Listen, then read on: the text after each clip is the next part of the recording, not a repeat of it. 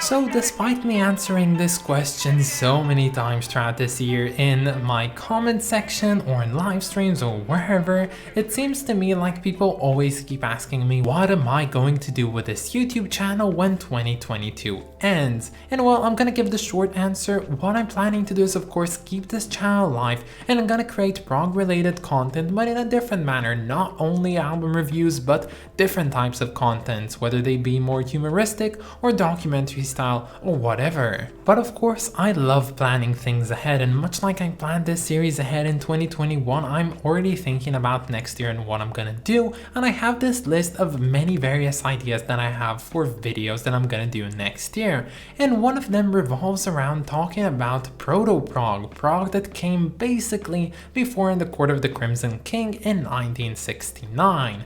And well, on this series we've encountered a bunch of proto-prog albums, and I love getting to know them because it basically means that I have more information to work on such project later in the future.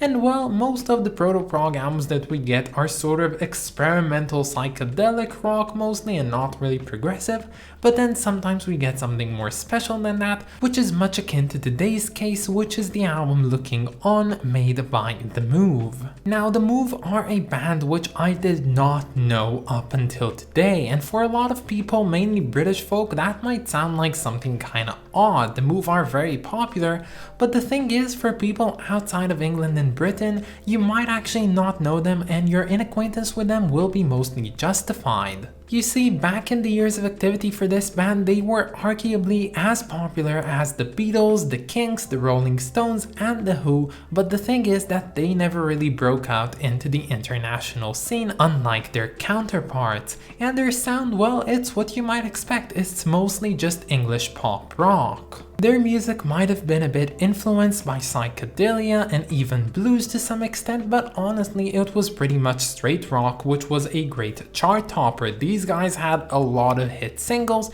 and well, the music kind of fit the time and the mood of the people. But the thing is, something very special happened in January of 1970 when one of the band's original members, called Roy Wood, decided that he wanted to create a side project and he was interested in the other band members to take part in it. Now this request kinda didn't really go well with the band's singer and leader at the time, Carl Wayne, who didn't really like the idea, but he actually reached his breaking point with the band when Roy Wood actually got into a brawl with a drunken audience member at one of their shows, after which he decided that he was leaving the band altogether. So now the band needed a lead singer, and well, Roy Wood decided that he would bring a friend of his that would fill in the role and maybe even upgrade it a bit, seeing as this dude was very much a talented dude who was working on his own project at the time called The Idol Race and trying to get it off the ground. And this person was no other than who you might know as Jeff Lynne. And about a month after all this happened, the band would release their second studio album called Shazam, which didn't have Lynne playing on it, but still reached incredible success with the popular masses. And this album, while still being mostly just your average English pop rock, did move in some experimental directions, and well, this move made by the Move themselves actually turned out to be quite favorable with both critics and fans alike.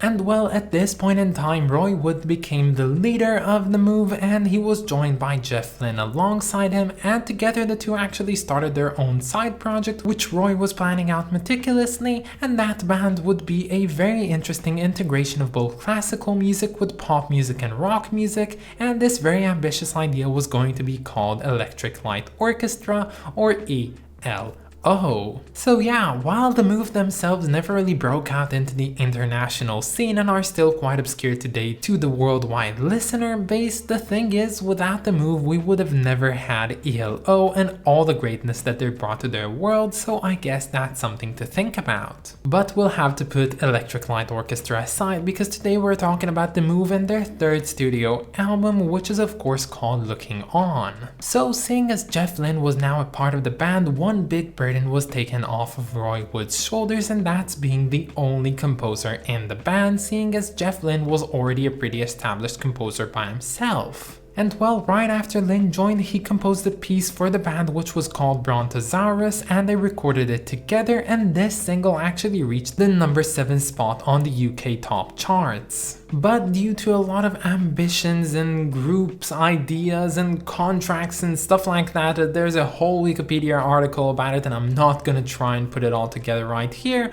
You have to know that Fly Records, which was the record company that the Move were contractually signed to, lost interest in their third studio album and the project behind it, so they didn't really give it a lot of commercialization and a lot of promotion. But I guess that its music just speaks for itself, because this album took off the ground and actually happened to be a very popular album which a lot of people liked, and seeing as it saw a very interesting shift in musical ideas, complexity and structures, it seemed like people at the time really dug into that kind of stuff. And while Looking On never really got the same amount of prestige as their second album, Shazam, it had given us something much more special than that, and that's one of the first proto-prog albums. Now you might be sitting at your home right now in front of your computer or phone or whatever, and you're screaming to yourself, Naomi, you're entirely wrong. This album came out in 1970 and the Court of the Crimson King was already existent for 3 months. How do you dare call this real proto-prog if it didn't come before it? And well, that's the thing about proto-prog. It doesn't really have to come before something to be defined as what it is. The thing is, with the Move, much like a lot of inventions throughout history, it seemed like prog was invented in several different places round about at the same time of 1969 to 1970 by entirely different artists. So we've seen a band like Touch, which created their Eponymous album also in 1969, even before The Court of the Crimson King, and many people could say that this is the first real prog album, but I highly assure you, if you go and check around, you can see that there are a lot of progressive albums in nature coming before and after in The Court of the Crimson King, and it's only a matter of widespread agreement that we say that this is the first real progressive rock album. But the thing is, why is today's album proto-prog? Well, it defined what it is for rock to be progressive, yet it wasn't influenced by King Crimson and their earlier work. But coming back to this album, what defines it as such a unique proto-prog album? Why isn't it just your standard sort of experimental, complex, psychedelic rock type of album and actual proto-prog? And well, I think that summarizing up with like 2 terms would have to be non-conformity. Well, while all the songs on this album might be structured in a very simple way, when you actually sit down and listen to them, you start realizing that there's much more to dissect in them and that they're not as simple as they might be, trying to stretch the limits of what rock music can actually mean. And this all comes down to very basic ideas, with the first one of course being the instruments. Yes, up until that point the Beatles standard was the standard for everything else. You had to have a drummer, you have to have someone on the keyboards, and you have to have a guitarist and a bassist, and that's basically about it. But these guys said, you know what, we can do other things, and they started introducing some really interesting instruments which were quite obscure in the prog scene at the time, such as a sitar or a banjo or even an oboe. And secondly, and this is something that I don't feel like a lot of people really talk about that often, and that's one of the points which actually a lot of people bring up when they say that Sgt. Pepper is like the first real progressive rock album, the idea that music doesn't have to be as sequential as you might imagine. Yes, in one song you can actually stop everything that you're doing, move on to something else, then come back to it, then do something entirely different, and it doesn't have to be with the same, you know, A, B, C, B type of format. And well, these guys have somewhat mastered it in this album, taking these songs which seem to have one very structured formula and then just changing everything at the blink of an eye, and that's just lovely to me. I love the fact that they're doing so, and this makes the music much more progressive, experimental, and just, for me at least, fun. And yes, there's a lot of songs on this album which you can really see the division on them. They have this very interesting but kind of simple opening section, and then this very odd latter section that is just completely different. And I think that the prime example of this on this album has to be the song Open Up, Set the World at the Door, which is within itself a very great song title. But overall, this album is just one surprise after another, and honestly, I wasn't expecting a lot from it, so maybe that experience was magnified because I had low expectations for it and then I got a lot for what I bargained for, so I don't know how it goes, but at the premise of it, this album is energetic, it's surprising, and overall just very much fun. And while I do believe that the last two songs on this album can fall more under the blues category / pop category, this album as a whole still makes for one very unique experience, and honestly I highly suggest anyone to go ahead and listen to it, because I have no idea why the move never really broke out into the international scene, and I guess that there's a lot of people watching this video who just don't know this album, so a very good recommendation for me. So this album cover is something that I would expect to see from Studio Hypnosis, but seeing as back at the time they really weren't that popular and still not hired by so many bands at the time, it's actually interesting to note that this cover was not made by them but instead by a very interesting designer called Rachel Gutek. Now unfortunately I couldn't find a lot of information about Miss Gutek. The only thing that I did find is that she worked as a designer for Warner Bros. Inc., so that's something I guess.